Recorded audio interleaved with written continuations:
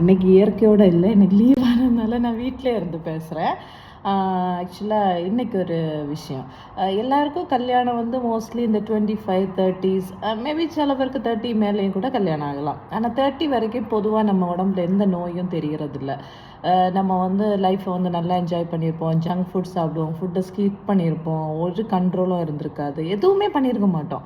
ஒரு எக்ஸசைஸ் அப்படின்னெல்லாம் ரொம்ப எல்லாம் மெயின்டைன் பண்ணியிருக்க மாட்டோம். ஆனால் ஆஃப்டர் 30s வந்து ஸ்லோவாக வந்து நமக்கு வந்து அந்த டிசீஸ் வந்து டெவலப் ஆக ஆரம்பிக்கும். மோஸ்ட்லி இந்த க்ரானிக் டிசீஸ் லைக் இந்த டயபெட்டிஸு, ஹைப்பர் டென்ஷன், அதாவது பிபி, இந்த மாதிரி வந்து எல்லா டிசீஸும் ஸ்லோவாக வர ஆரம்பிக்கும்.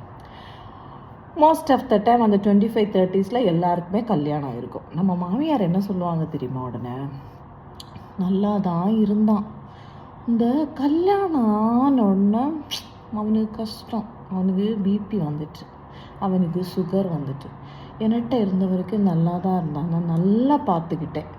ஆனால் அவள் இப்போ ஒன்றும் பார்த்துக்கிறது இல்லை, ஒரே சண்டை, அவனை வந்து நிம்மதியாக விடுறதில்ல, அதனால் அவனுக்கு நோய் வந்துடுச்சு.